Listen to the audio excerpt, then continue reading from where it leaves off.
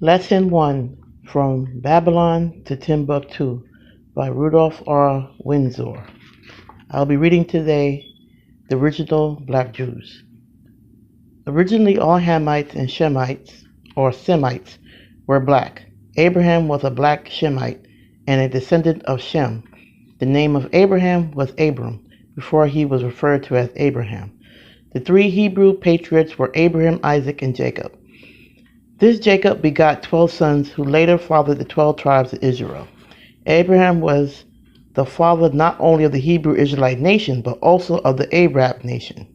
Now, the mother and grandmother of the Arabian nation were black Hamite Egyptian women, and the fathers of the Arabian nation were Abraham and Ishmael, black Shemites. At a certain time, there were hard feelings between Sarah, Abraham's wife, and Hagar, Sarah's maidservant.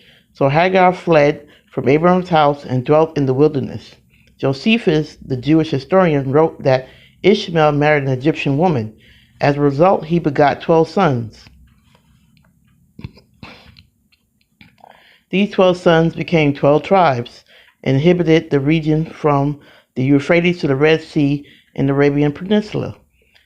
This country is known today as Arabia. To those who do not believe that the ancient Arabians were black, I would like to make one point crystal clear. If your mother and grandmother were black, I am positive that you would have many colored features. Abraham, Isaac, Jacob, and the 12 tribes of Israel were all black people. This I shall prove to you by a gradual method. After Joseph was sold down into Egypt as a slave, we find in the 42nd chapter of Genesis that he has been the viceroy of Egypt. Joseph's 10 brothers came into Egypt is in Africa, to buy corn because a famine was in the land.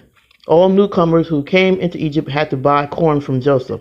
But when Joseph's 10 brothers came to Africa, they did not recognize him.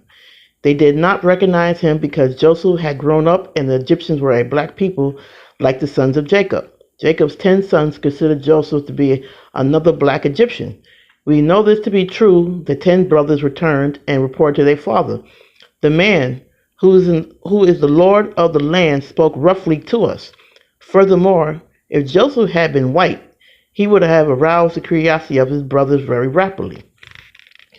We really do not need any proof that the Israelites were black, but for the sake of argument, I will offer it. In many places in the Bible, we find the sons of Jacob and the later Israelites taking black Canaanite women for their wives. If the ancient Israelites were not originally black, they would be after the intermingling with black Canaanite men and women. When the king Pharaoh of Egypt promulgated an edict to cast all the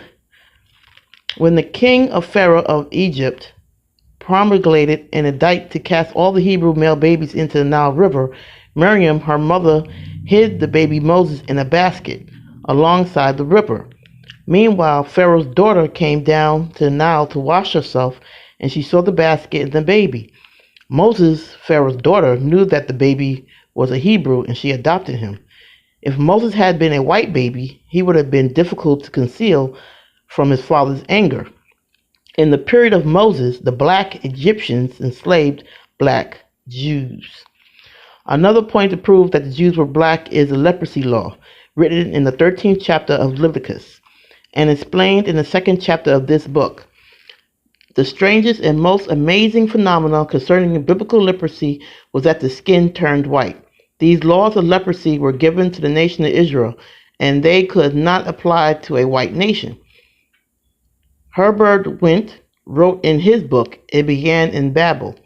All indications point to the fact that Asia was the cradle of the black race. It is written in the book of Daniel, chapter 7, verse 9, I beheld till the thrones were cast down, and the Ancient of Days did sit. His garment was white as snow, and the hair of his head like pure wool. His throne was like the fiery flame, and his wheels as burning fire. The meaning of this verse is as follows. I beheld till the thrones were cast down, the thrones were placed down and erected, and the Ancient of Days did sit. The God of the universe is the Ancient of Days who sat on the throne. and the hair of his head like pure wool. Daniel saw an anthropomorphic form of God judging the nations in the appearance of a vulnerable man with woolly hair like a black man. Daniel the prophet and the people in his environment, the Babylonians, must have had woolly hair for him to dream of God having woolly hair. Many Israelites in biblical times intermarried with Canaanite Hamitic tribes, and if the Jews were not black, the Israelites became much darker of a severity after the intermingling.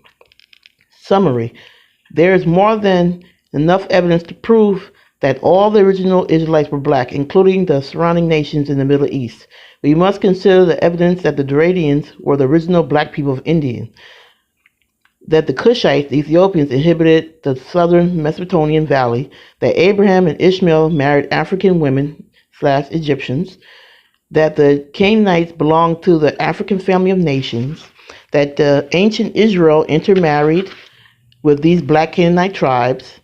At the time that Joseph was viceroy of Egypt, his brothers could not distinguish him from the black Egyptians because Joseph was black.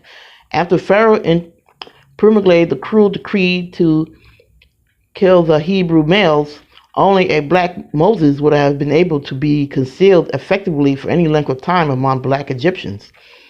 That Daniel had a dream of an anthropomorphic god with woolly hair, that biblical leprosy law of the time could apply only to a very dark people with black hair, the black Jews of India, Ethiopia, and West Africa consider themselves the original Jews because of the purity of their Israelite blood.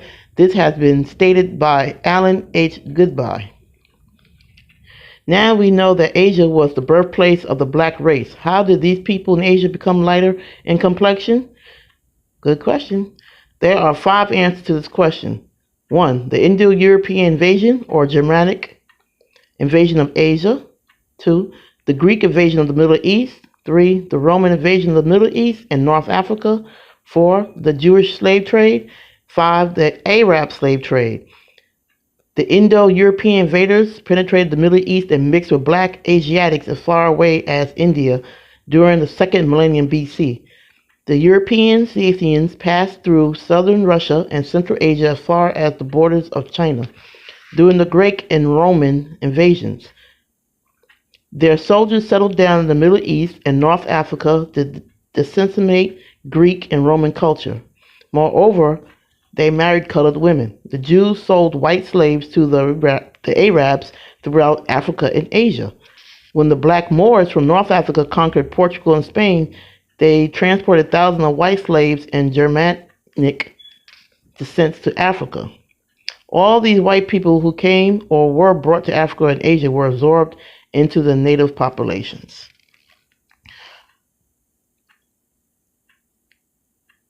As of now, I will be doing daily readings from this book, From Babylon to Timbuktu, by Rudolph R. Windsor. Tomorrow I will be reading Black Arabs, Black Jews, and Ethiopians. If you like this content, please hit the like button, subscribe, and hit that notification bell when done. And we'll be back again tomorrow with another video. Thank you and shalom.